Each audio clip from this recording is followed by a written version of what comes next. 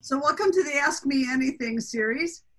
Dr. Karen Kier, professor of pharmacy and PhD in epidemiology, is with us.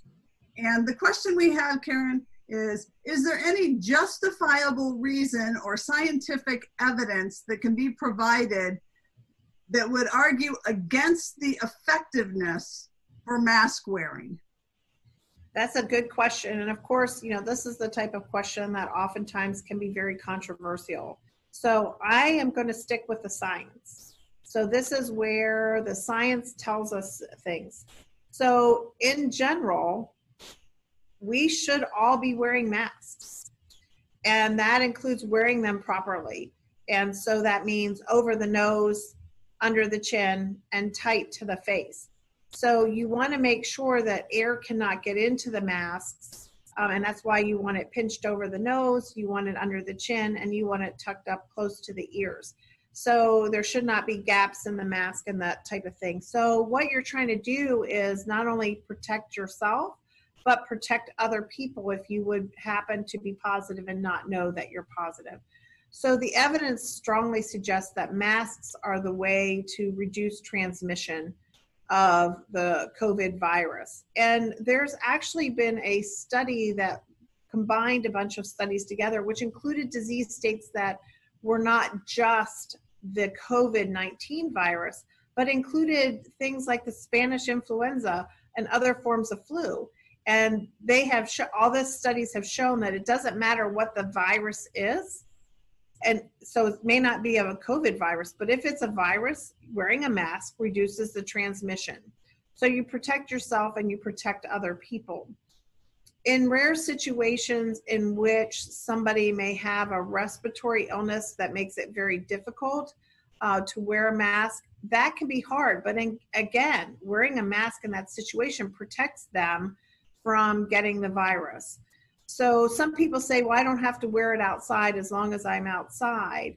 Well, again, part of that is, what are you doing outside? If you're outside by yourself and there's nobody else around and you can assure that no one else is going to be around, that's probably fine. But if you're just outside and you have a group of people around, like let's say a campfire, and you're not sitting 6 feet apart, if you're talking, singing, even yelling, those all, somebody sneezes, it's amazing how far that transmission can go. So as long as the virus is in a droplet and it's suspended in the air, it can be pulled into the lungs and cause illness.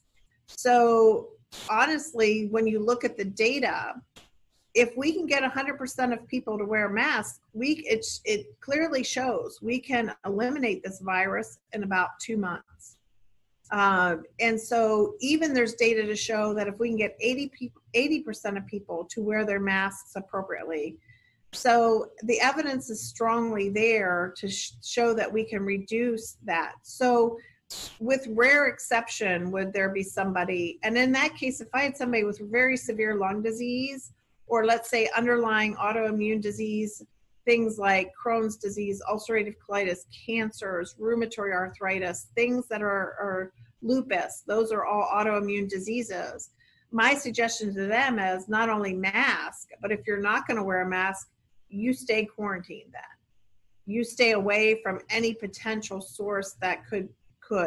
Because we've already shown that once somebody develops the symptoms and the fever, they've already been contagious and they've already spread the disease unknowingly.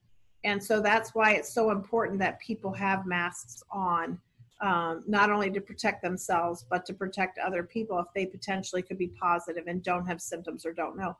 And not everybody gets symptoms as well. And the other thing too is I've heard people say, well, I'm sure I had it last November or December or January. And so I'm not contagious anymore, or I can't get it, which is not true. We now show that the antibodies fade within a 2-month period of time. And so you actually can get that. So if I've seen people who said, well, I'm not wearing a mask because I know I had it. Well, unless you had a confirmed test, 1, you don't know you had it. And 2, you can get it again. We've clearly showed that people can get it again because they no longer have antibodies present. to protect themselves. So it's a very short-lived protection. So even if you thought you had it, you should be wearing a mask. And so just to clarify, if your nose comes out of that mask, the mask is no longer doing any good. No good. No good. Any way those air droplets can get into the nose or into the mouth, that's going to be a source of infection. So the droplets are airborne. They can be passed through ventilation systems. And if you can take air into your nose or around a hole in the mask, you are vulnerable. Okay. Thank you, Karen.